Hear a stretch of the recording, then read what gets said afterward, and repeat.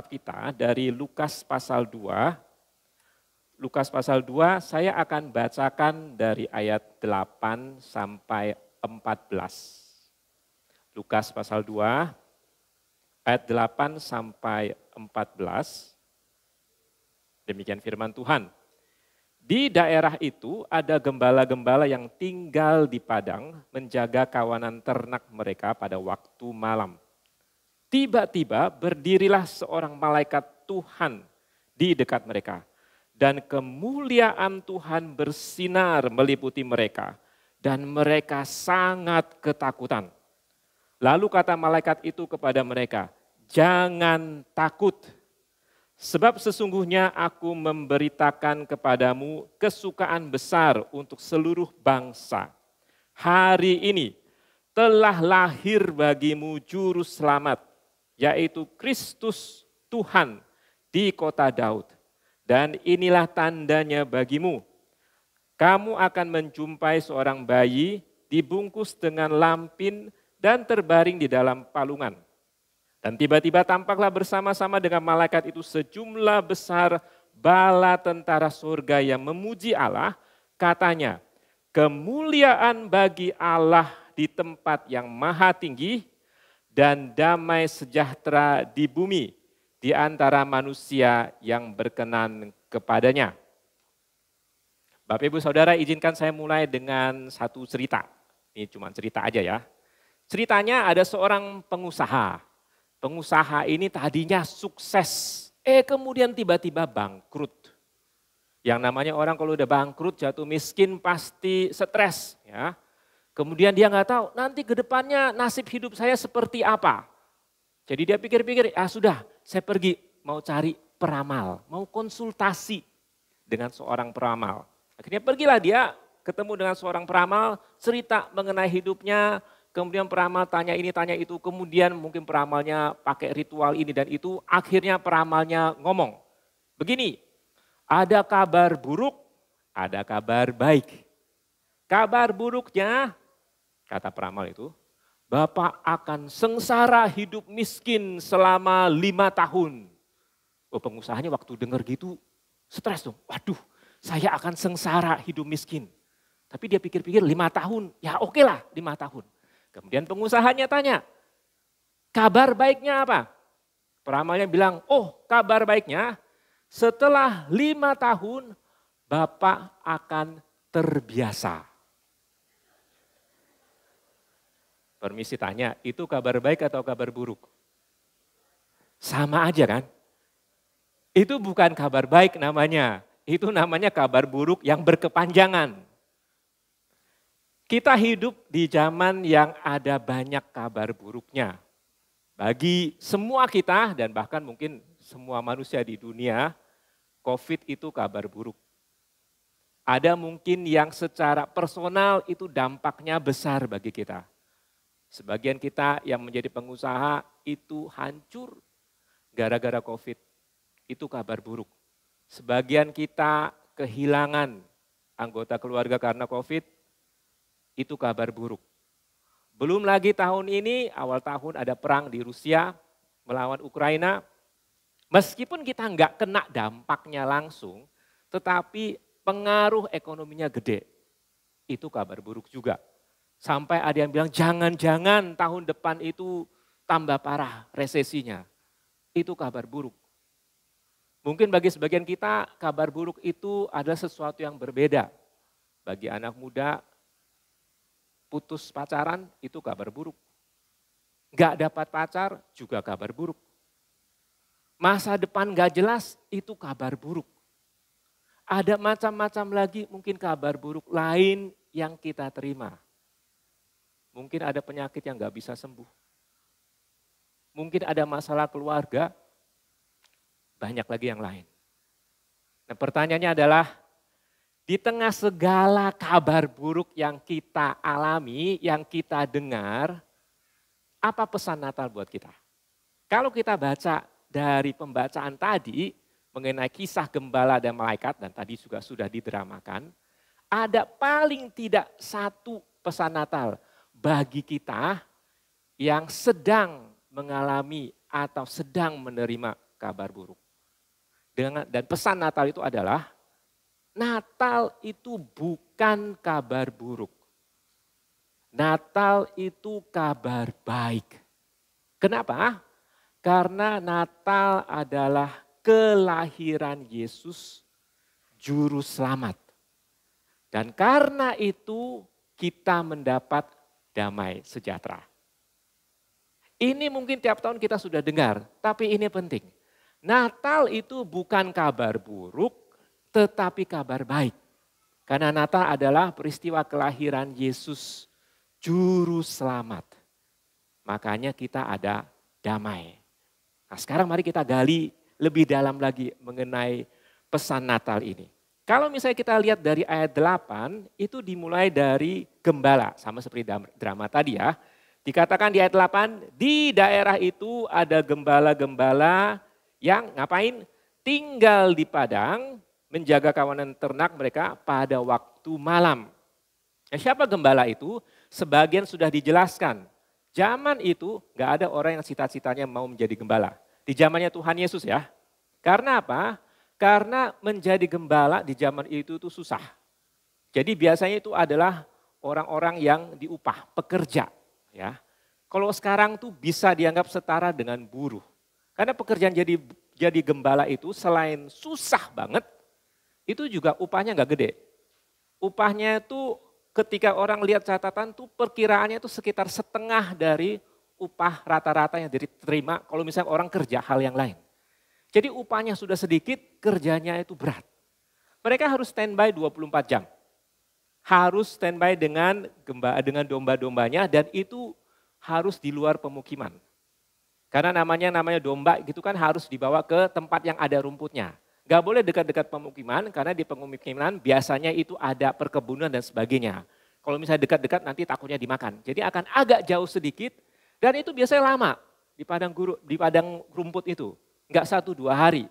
Kalau tadi itu bilangnya 7 hari. Kadang-kadang bisa berminggu-minggu. Kadang-kadang bisa berbulan-bulan. Jadi bayangkan berbulan-bulan di luar 24 jam kerja, ngurusin domba, ngurusin semuanya. Dari makannya, jaga mereka. Kalau misalnya ada domba yang lahiran gitu ya, mereka juga yang ngurusin. Jadi enggak cuman capek, saya rasa kalau misalnya kita ketemu gembala juga kita sudah tahu. Kenapa? Pasti dari 1 kilo udah kecium baunya. Dia 24 jam sama domba gitu. Udah keringatan, ada mandi gak? Boro-boro mandi gitu. Baunya udah bau binatang campur bau keringat. Pasti gak enak. Dan gak heran mereka itu suka dicap buruk. Di luar ngapain aja, jangan-jangan mabuk-mabukan, jangan-jangan jadi rampok. Ya, jadi gembala itu adalah salah satu profesi yang dianggap paling rendah. Gak ada yang mau jadi gembala di zamannya Tuhan Yesus. Nah cuman herannya ketika Tuhan Yesus lahir, maka ketika ada breaking news mengenai Yesus lahir, itu yang pertama kali dapat breaking news itu siapa? Gembala loh. Dan breaking news itu langsung resmi dari surga. Ya, kasih breaking news ke gembala. Kabar pertama bahwa Yesus lahir. Tentu saja pertanyaannya kenapa yang dipilih gembala ya? Karena gembala itu mewakili orang-orang yang dianggap paling hina, dianggap yang tidak terjangkau dan secara sosial itu enggak diinginin. Jadi udah secara sosial itu rendah, ekonomi duitnya enggak banyak, apalagi rohani. Ya boro-boro mungkin mereka juga enggak rohani-rohani amat. Dan mungkin ada benarnya. Tetapi kabar pertama mengenai berita kelahiran Tuhan Yesus itu breaking newsnya itu diberikan kepada gembala. Bukan kepada imam loh, bukan kepada raja loh. Tapi kepada gembala. Karena ini mau bilang bahwa kabar sukacita ini itu tidak hanya terbatas kepada orang-orang tertentu. Tapi ini menjangkau semuanya. Termasuk mereka yang tidak diingini oleh masyarakat. Jadi ketika kabar ini diberikan kepada gembala, Tuhan lagi mau ngomong, kepada mereka pun berita ini diberikan. Kepada mereka pun keselamatan ini diberikan. Kepada mereka pun damai ini diberikan. Jadi kalau misalnya kita merasa, aduh saya merasa tidak dianggap, karena nggak bisa apa-apa, karena gagal, karena kolaps dan sebagainya. Maka ingat cerita gembala ini.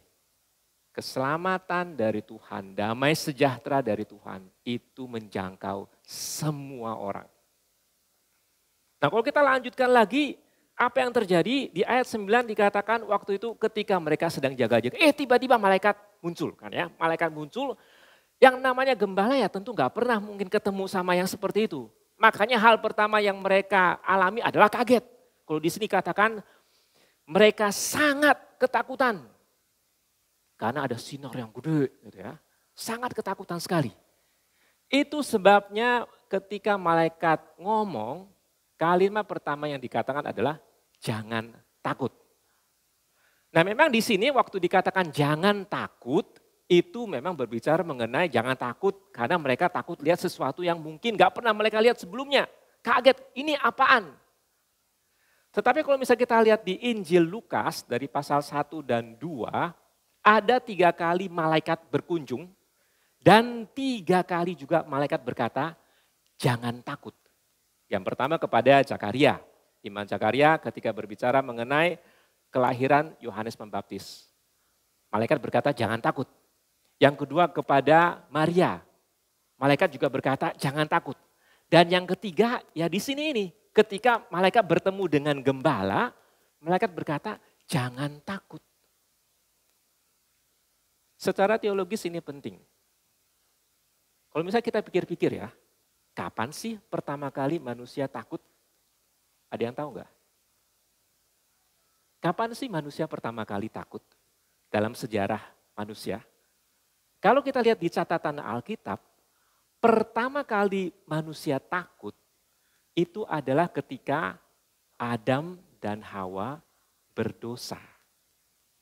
Ya, kalau misalnya lihat di skit di awal itu ketika Adam dan Hawa memakan buah yang terlarang itu. Dan kemudian ketika Allah datang mereka sembunyi. Ketika Allah tanya kenapa? Kemudian Adam bilang kami dengar engkau datang kami takut. Jadi karena dosa mereka jadi takut ketemu Tuhan. Mereka jadi takut. Makanya di sini ini penting. Ketika Tuhan datang melalui malaikatnya, ketika manusia takut, hal pertama yang dikatakan jangan takut. Kenapa? Karena ini bukan kabar buruk, bukan kabar mengenai penghakiman, bukan kabar mengenai penindasan, tetapi ini kabar baik. Makanya jangan takut. Bagi kita yang mungkin juga takut, ingat apa yang disampaikan oleh malaikat. Ketika Tuhan datang, ketika berita Natal disampaikan, hal pertama yang Tuhan mau katakan kepada kita, jangan takut. Kenapa jangan takut? Di ayat 11. Hari ini telah lahir bagimu juru selamat, yaitu Kristus Tuhan di kota Daud. Ini adalah pernyataan yang penting dan juga pernyataan yang sebenarnya berbahaya. Maksudnya apa? Berbahaya. Karena di zaman itu ada saingan Tuhan Yesus yang juga ngaku-ngaku juru selamat. Kalau misalnya kita baca Lukas pasal 2 ayat pertama, maka itu muncul nama Kaisar Agustus. Siapa sih Kaisar Agustus itu? Nah Kaisar Agustus itu adalah kaisar kerajaan Romawi. Itu kerajaan besar zaman itu. Kerajaan paling top. Israel itu dijajah oleh Roma. Nah sejak zaman Kaisar Agustus, kaisar itu berhasil menaklukkan banyak daerah dan menumpaskan banyak pemberontakan. Jadi karena keberhasilan itu maka ada banyak gelar dan puji-pujian yang diberikan kepada dia dan dia sendiri mau menyatakan bahwa itu harusnya diberikan kepada saya. Misalnya, dia disebut sebagai juru selamat dunia. Jadi sebelum Tuhan Yesus, gelar juru selamat dunia itu juga diberikan kepada Kaisar Agustus. Ya orang-orang Roma yang kasih gelar itu. Dia juga dianggap sebagai Tuhan. Kadang-kadang dianggap sebagai anak Allah.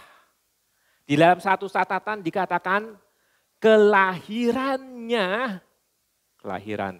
Agustus membawa kabar baik. Dan kata kabar baik itu sama dengan kata yang kita pakai sekarang yaitu Injil. Jadi sebelum zaman Tuhan Yesus ada yang ngaku-ngaku saya adalah Tuhan Juru Selamat, kelahiran saya membawa kabar baik. Dan zaman Kaisar Agustuslah muncul istilah yang disebut sebagai, kalau bahasa Latinnya itu Pax Romana, Peace of Rome. Dengan kata lain Agustus mau bilang di zaman saya ada damai karena gak ada pemberontakan. Nama lainnya dari Pax Romana itu adalah Pax Augusta karena dari Agustus. Dialah yang memulai era yang katanya itu damai di Roma. Dan tentu saja bagi segelintir orang itu damai. Karena apa? Mereka yang berani-berani memberontak semuanya ditindas. Termasuk Israel. Jadi ini latar belakangnya. Agustus adalah manusia yang merasa dirinya seolah-olah Tuhan. Dan ingin membawa damai. Malaikat Tuhan berkata, bukan. Hari ini yang sejatinya, yang aslinya lahir. Makanya dikatakan hari ini telah lahir bagimu juru selamat. Bukan yang KW itu. Ini yang benar. Itu manusia yang pengen jadi Tuhan. Di sini Tuhan yang menjadi manusia. Hari ini lahir juru selamat. Yaitu Kristus. Kristus itu bahasa lainnya itu adalah Mesias. Dan Mesias itu di dalam perjanjian lama itu berbicara mengenai raja yang dijanjikan. Jadi ini loh raja yang sejati itu. Bukan Kaisar Agustus, itu KW. Kemudian dikatakan juru selamat yaitu Kristus Tuhan. Ini loh Tuhan penguasa yang sebenarnya. Bukan Kaisar Agustus, itu KW. Itu ngaku-ngaku Tuhan. Tapi itu manusia. Yang di sini Tuhan yang menjadi manusia. Jadi ini pernyataan yang penting. Mau bilang bahwa kekuatan yang paling kuat yang zaman itu ditakuti oleh semua orang. Kekuatan Romawi, tentaranya, kaisarnya. Itu enggak ada apa-apanya. Yang aslinya sekarang sudah datang. Enggak sampai di situ. Ketika dikatakan juru selamat telah datang, kemudian dikasih tandanya. Kamu akan menjumpai seorang bayi dibungkus dengan lampin, terbaring dalam palungan. Ini juga tanda bahwa Tuhan juru selamat kita itu bukan Tuhan untuk golongan tertentu. Kita sudah sering dengar ya, di palungan itu tanda kerendahan. Yesus lahir di dalam kehinaan. Makanya dia juga bisa terima orang-orang yang hina. Oke. Jadi setelah ngomong seperti itu, malaikat selesai ngomong, breaking newsnya sudah selesai, tapi nggak selesai sampai di situ. Kalau misalnya ini berita ya, setelah breaking newsnya itu ternyata masih ada prosesi. Karena kalau misalnya kita lihat di ayat 13 dikatakan, dan tiba-tiba tampaklah bersama-sama dengan malaikat itu apa? Sejumlah besar bala tentara surga. Ini bukan paduan suara surga, bala tentara. Kalau misalnya permisi tanya ya, yang namanya tentara itu perawakannya seperti apa? Bapak Ibu Saudara pernah lihat tentara yang imut? Ada tentara yang imut itu lucu-lucu, gemesin. Pernah coba cubit-cubit pipi tentara? Ada yang berani? Seumur-umur hidup saya nggak pernah ketemu tentara yang imut. Ya. Tentara yang lucu-lucu mungkin di kartun mungkin iya. Yang namanya perawakan tentara itu seperti apa? Yang pasti gagah kan? Namanya mau berperang gitu. Nggak mungkin bulat, yang pasti gagah gitu. Gagah kemudian pasti kalau misalnya itu orang lihat, itu bisa takut loh. Di sini yang mau disampaikan, sejumlah besar itu yang dilihat gembala, itu bukan paduan suara, tapi tentara. Kadang-kadang kalau misalnya kita lihat di kartu Natal ya, itu kan malaikatnya itu kecil-kecil, lucu-lucu gitu ya. Itu enggak salah ya, itu namanya juga ekspresi. Tetapi di sini ketika gembala melihat, yang mereka lihat itu adalah gambaran yang harus hanya dibayang kita adalah itu tentara, banyak banget. Dan itu penting. Kenapa? Sekali lagi karena yang mau di counter adalah juru selamat yang palsu itu. Roma sangat terkenal sekali dengan bala tentaranya yang luar biasa. Nggak ada yang bisa kalahin. Makanya di sini mau diperlihatkan bahwa mereka itu ada bala tentara, kita ada bala tentara surgawi. Dan itu nggak ada apa-apanya dibandingkan dengan bala tentara surgawi. Jadi ini sekali lagi mau gambarkan bahwa ini loh juru selamat yang sejati itu. Dan ini loh bala tentaranya. Maka kekaisaran Roma yang ditakuti itu enggak ada apa-apanya. Dan bala tentara ini kemudian memuji Tuhan, bersorak-sorai. Jadi bayangan itu ada ratusan mungkin ribuan tentara sama-sama bersorak. Apa yang dikatakan? Kemuliaan bagi Allah di tempat yang maha tinggi. Karena enggak ada satupun yang bisa menandingi Allah. Dan kemudian bagian yang keduanya, damai sejahtera di bumi di antara manusia yang berkenan kepadanya. Jadi apa yang terjadi waktu itu ketika juru selamat lahir, ketika Allah memulai karya keselamatannya, maka bala tentara semuanya pada bilang kemuliaan bagi Allah. Tapi ada dampaknya. Memang kemuliaan bagi Allah, tapi dampaknya bagi manusia yang percaya apa? Damai sejahtera. Ketika juru selamat lahir, semua memuji Tuhan. Tapi enggak hanya itu. Ada damai sejahtera bagi manusia yang percaya. Atau di sini istilahnya manusia yang berkenan. Dan itu yang dialami oleh gembala. Setelah gembala dengarkan mereka pergi. Mereka pergi, mereka ketemu.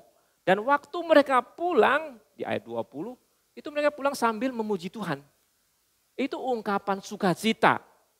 Ya, memuji, memuliakan Tuhan karena benar juru selamat lahir. Seperti yang dikatakan oleh para malaikat. Jadi mereka pulang, hati mereka itu berubah. Baunya masih sama enggak? Baunya masih sama enggak? Masih kan? Kemungkinan mereka waktu datang menghadap Tuhan Yesus enggak mandi-mandi juga gitu. Baunya masih sama, susahnya masih sama enggak? Masih loh. Upahnya masih sama enggak? Ya sama gitu. Mungkin enggak mereka digebukin kayak tadi, saya enggak tahu siapa yang digebukin, Abia, Abisa atau siapa gitu. Mungkin enggak mereka masih digebukin? Mungkin. Tapi apa yang berubah? Hatinya beda.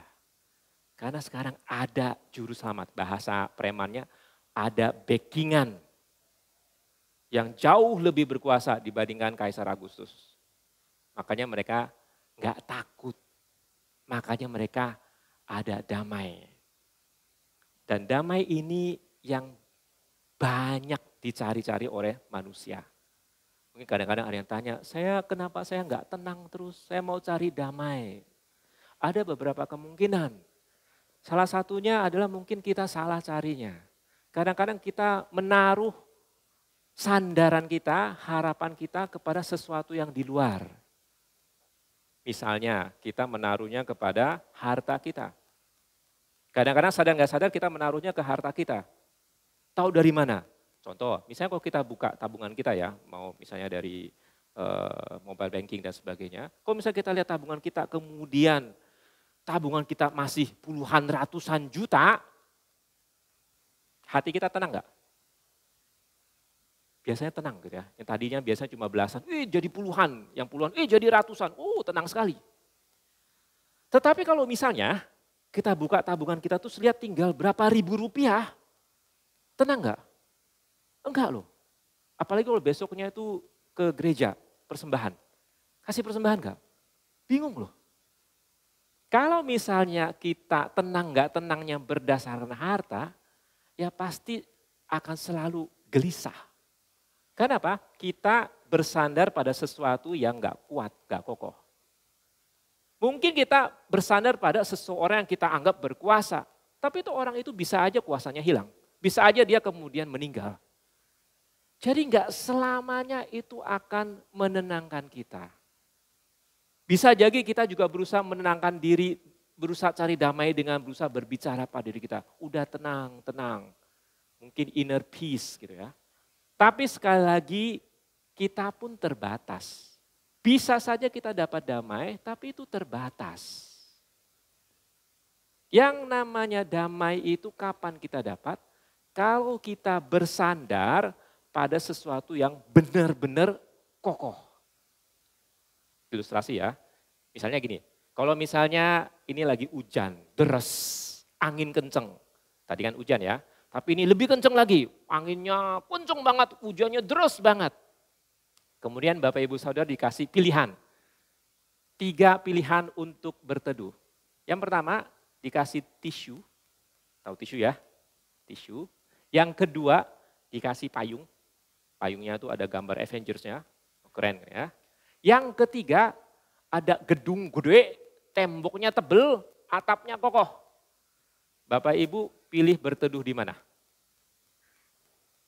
Gedung kan? Kenapa enggak tisu? Tisu kan enak buat pipi. Kenapa enggak sama tisu? Mungkin Bapak Ibu Saudara pikir ini Swantown agak-agak juga ya, siapa juga yang mau berteduh sama tisu gitu. Tisu kena air dikit aja udah hancur. Iya kan? Kena air dikit aja udah hancur. Kalau payung, ya mungkin payung bisa sedikit, tapi yang namanya hujan deras, angin kencang, itu juga basah kita. Yang pasti kita cari yang paling kokoh di dalam gedung. Itu kita tenang. Sama juga, kalau mau damai, maka kita harus bersandar pada sesuatu yang paling kokoh. Siapa yang paling kokoh di dunia? Tuhan. Karena Tuhan gak kepengaruh COVID. Tuhan gak kepengaruh resesi ekonomi. Tuhan gak kepengaruh oleh kematian, oleh sakit penyakit. Makanya ketika juru selamat itu datang, ada damai sejahtera. Bagi mereka yang percaya. Kenapa? Karena juru selamat itu tidak hanya mengatasi ekonomi, masalah ekonomi, politik, kesehatan. Tetapi akarnya sekaligus, yaitu dosa. Kalau misalnya kita pikir-pikir sebenarnya semua masalah yang ada di muka bumi ini, itu akarnya itu bermula dari dosa. Dan kedatangan juru selamat itu membereskan dosa itu. Sehingga semua yang lain juga akan beres. Makanya ketika juru selamat yang asli itu, bukan yang KW itu datang, ada damai sejahtera. Bagi mereka yang percaya. Hidup masih susah enggak? Masih. Mungkin enggak nanti resesi? Mungkin. Mungkin enggak nanti masih ada kabar buruk? Mungkin. Tetapi semua kabar buruk yang kita terima dan mungkin akan terima, itu tidak bisa melampaui kabar baik yang kita terima. Sekali lagi ya, semua kabar buruk itu, entah masalah ekonomi, masalah kesehatan, kematian dan sebagainya, yang kita terima, itu nggak bisa melewati, melampaui, mengatasi kabar baik yang kita terima ini. Karena ini nggak bisa dihancurkan oleh apapun. Juru selamat yang membawa damai sejahtera bagi kita, itu nggak bisa dihancurkan oleh kabar buruk apapun. Jadi bagi kita sekarang yang bergumul dengan macam-macam kabar buruk, apa pesan Natal bagi kita? Pesan Natal bagi kita adalah itu tadi. Natal adalah kabar baik, bukan kabar buruk. Karena di hari Natal Kristus Juru Selamat lahir. Dan bagi mereka yang percaya ada damai sejahtera. Karena apapun kabar buruk yang menimpa kita, itu tidak bisa melampaui kabar baik. Kehadiran juru selamat yang menyelamatkan dan menyertai kita. Seperti yang disampaikan oleh para malaikat ini. Kemuliaan bagi Allah di tempat yang maha tinggi. Dan damai sejahtera di bumi di antara manusia yang berkenan kepadanya. Amin. Mari kita berdoa.